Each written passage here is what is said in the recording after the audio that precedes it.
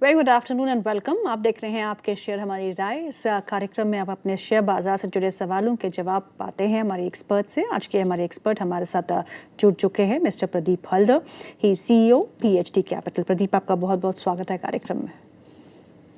Ji, thank you for having me ma'am on your show and good afternoon आपको and Jagran business के सारे viewers. Always a pleasure to host you Pradeep on this platform. अभी हम Nifty की levels को देखते हैं तो लाल निशान आ चुका है। आज बड़ा उतार चढ़ाव बाजार में देखने को मिल रहा है और उसका रीज़न है आरबीआई की पॉलिसी। आरबीआई की पॉलिसी के अनाउंसमेंट के बाद एकाएक बाजार में तेज गिरावट आई, लेकिन उसके बाद एक अच्छा बाउंस बैक भी देखने को मिला, क्योंकि पॉलिसी समझने में थोड़ा वक्त लगता है। आज की पॉलिसी के जो मेन हाइलाइट्स थी वो एक तो ये थी कि ब्याज दरों में कोई बदलाव नहीं किया गया है, यानी कि स्टेटस को मेंटेन किया गया है, रेपो एट 5.25%। दूसरा, जीडीपी के आंकड़ों में थोड़ा बहुत कटौती की गई है। वो तो लाजमी था, क्योंकि क्रूड ऑयल के प्राइसेस जो है बहुत ऊपर चले गए हैं।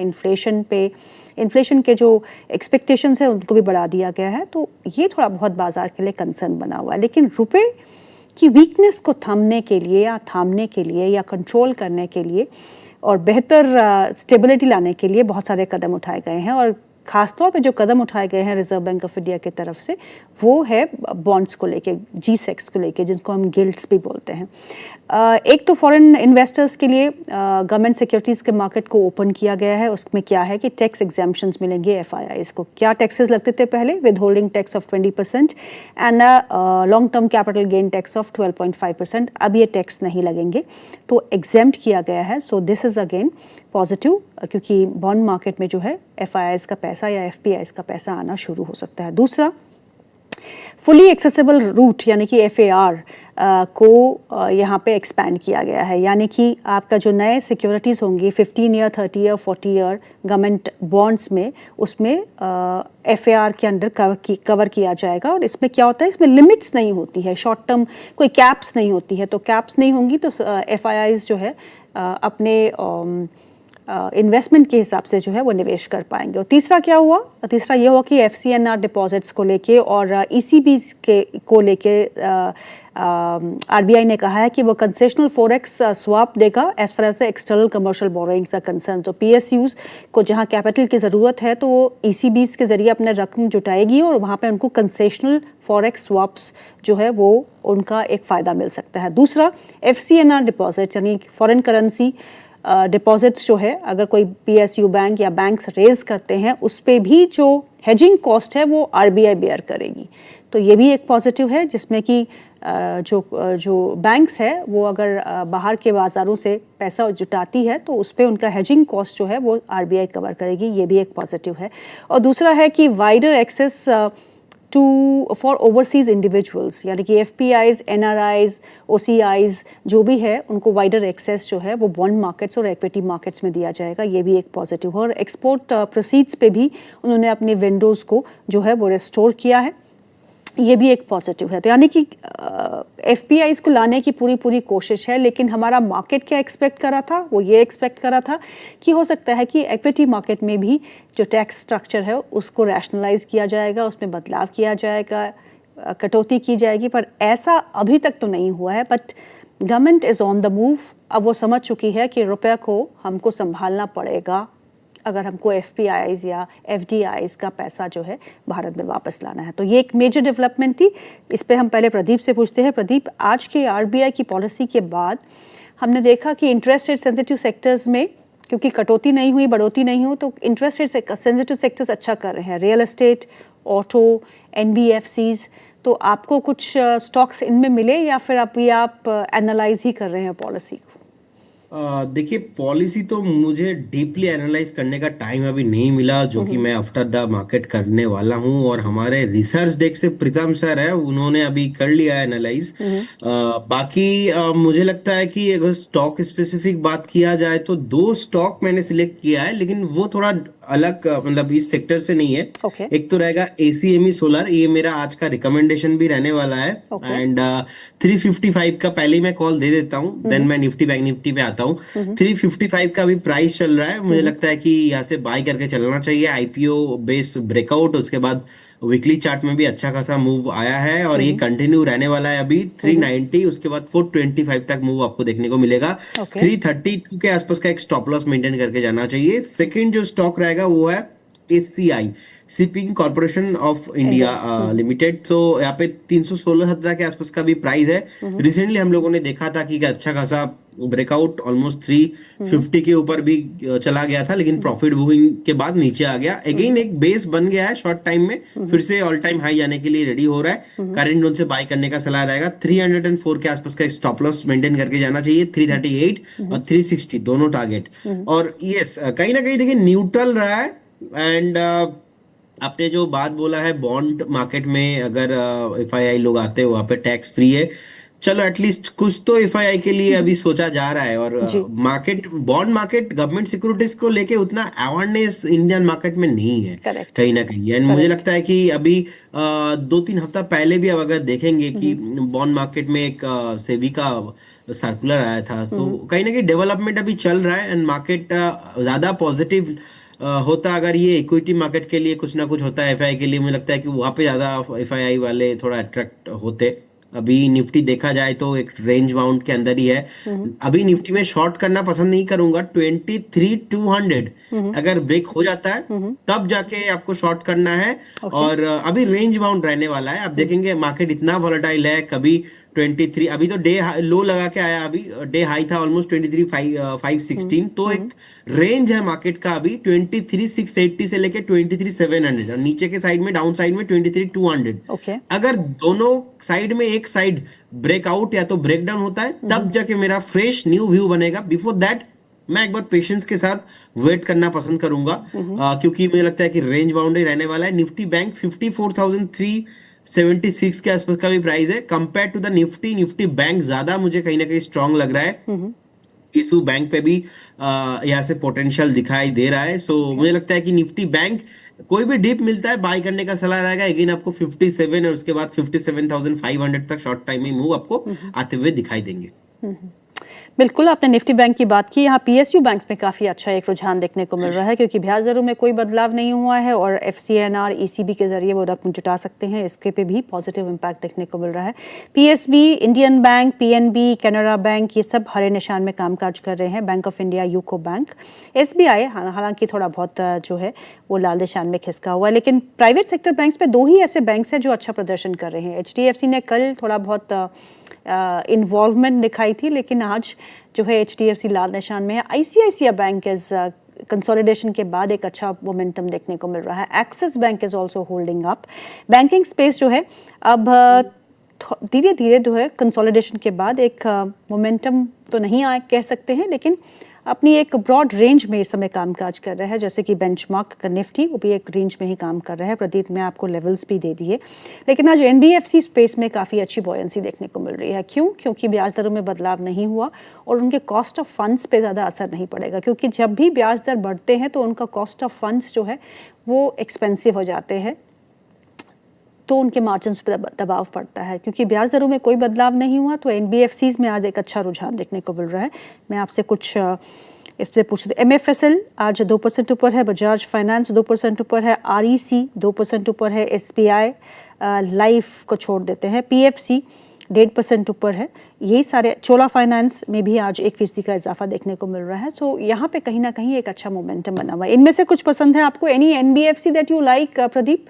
अब देखिए बजाज फाइनेंस फंडामेंटली भी अट्रैक्टिव है और टेक्निकली भी मुझे लगता है कि एक वैल्यू जोन के आसपास है। और जिस तरीके से past over the 4 to 5 years चल रहा है, बजाज फाइनेंस 890 के लेवल पे चल रहा है। बाय करके हम जा सकते हैं।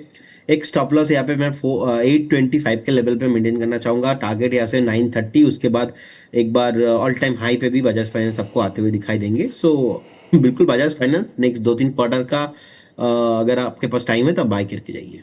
चलिए अब सवाल जवाब का सिलसिला आप शुरू करते हैं। हमारे साथ पहला सवाल जो है विनीता गुप्ता का है। वो पूछती हैं कि उनको शॉर्ट टर्म टारगेट चाहिए, किसका चाहिए? एलाइड ब्लेंडर्स एंड बाइंग का इसका। तो एलाइड ब्लेंडर्स पे आपका शॉर्ट टर्म का टारगेट क्या होगा?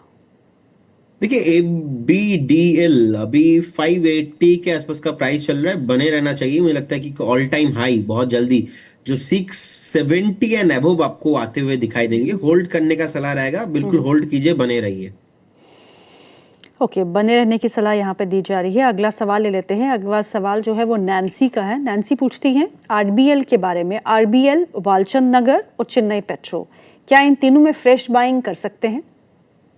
देखिए, चेन्नई पेट्रो में वीकली चार्ट में ब्रेकआउट है, तो चेन्नई पेट्रो यहाँ से 1450 1500 जाने के लिए रेडी हो रहा है।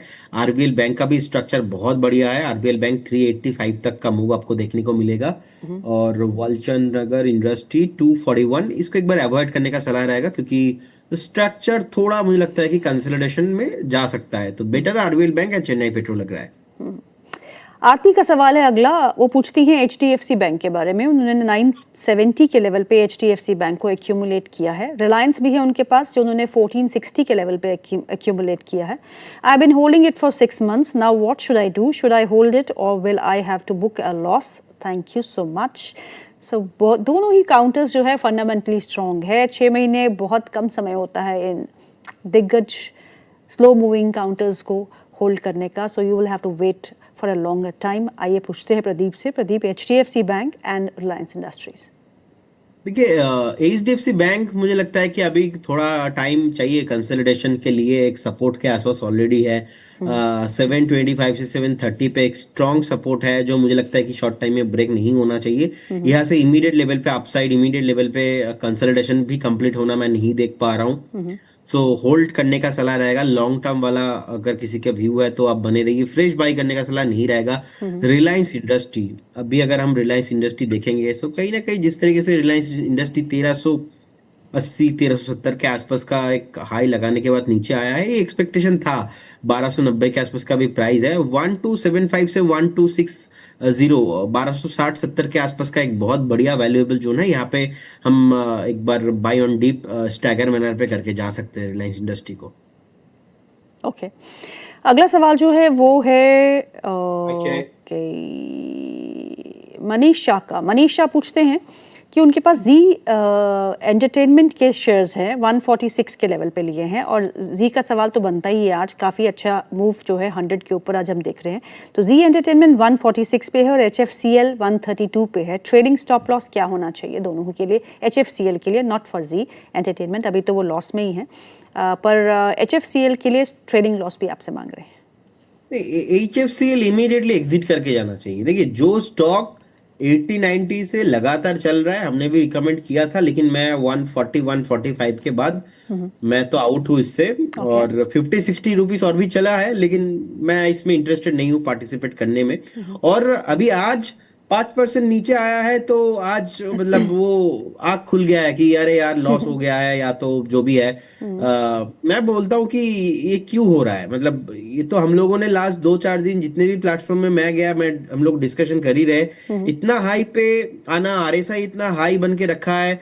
सो कहीं ना कहीं अभी तो ये डे 1 है, अभी तो खेला अभी इसमें बाकी है। 135 140 तक नीचे प्रॉफिट बुकिंग हो सकता है। करेंट जोन से भी 35 से 40% मुझे लगता है कि नीचे प्रॉफिट बुकिंग पॉसिबल है।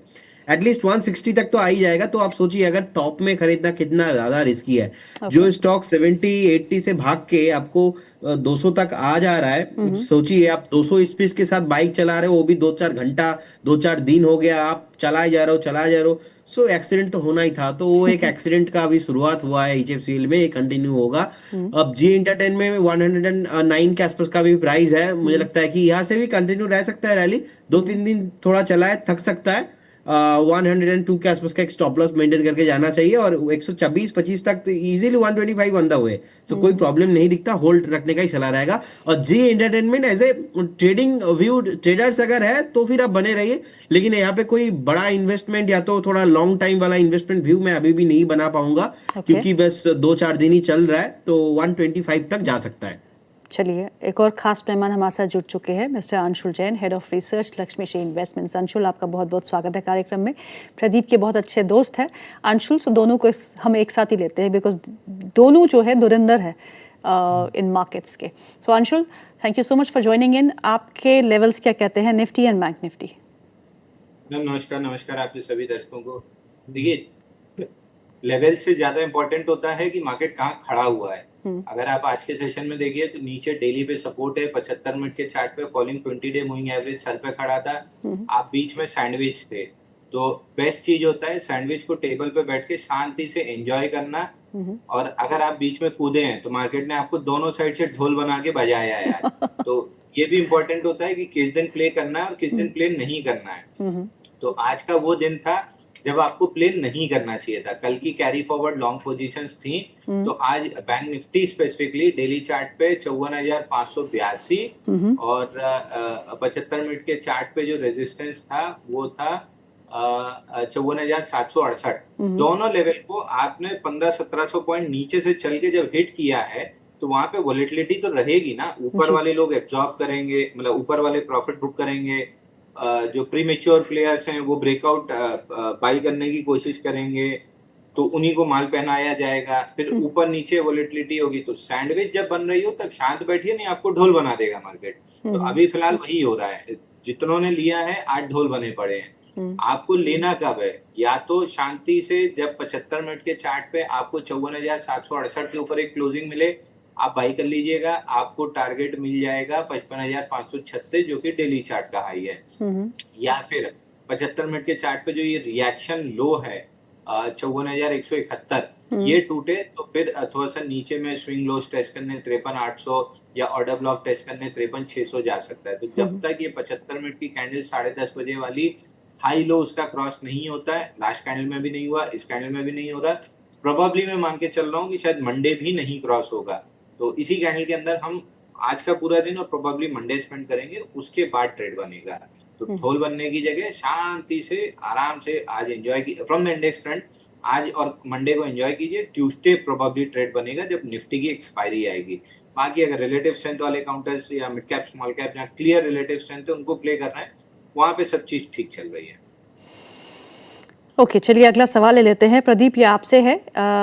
ये सवाल जो है कोचिन शिपयार्ड पे है। उनके पास कोचिन शिपयार्ड है और वोल्टास है 1400 में लिया है, और एमटीआर टेक्नोलॉजीज है 8,030 के भाव पे लिया है।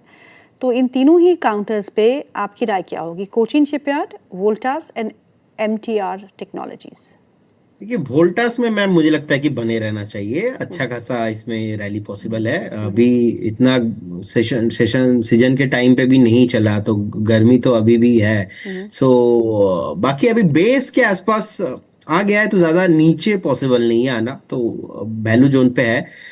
1450 से 1500 का टारगेट रहेगा, होल्ड करने का सलाह रहेगा इसमें। कोचिन शिपयार्ड अच्छा फिर से ऊपर से थोड़ा हल्का हुआ है, 1350 तक आ सकता है, लेकिन वैल्यू जोन में है, बाय करने का सलाह रहेगा। और एमटीआर टेक ये एक नेक्स्ट होगा आपका, वो HFCL की तरह होने वाला है इसमें भी। जितना चल गया है हो गया है, एक बार मुझे लगता है कि स्टॉक भी आपको करेंट जोन से 20% नीचे मैं डाउन साइड देख रहा हूँ। देखिए ठीक है, अच्छा है। न्यूक्लियर वाला न्यूज वो आया था, ब्रेकआउट के बाद चला है, लेकिन इतना भी कुछ नहीं है कि 2,000 का स्टॉक रिसेंटली 8,000 हो जाए, और 8,000 से आप 5,000 के भी अगर आप आता है तो that is not a big deal. And आपने अभी धुरंधर बोला है, लेकिन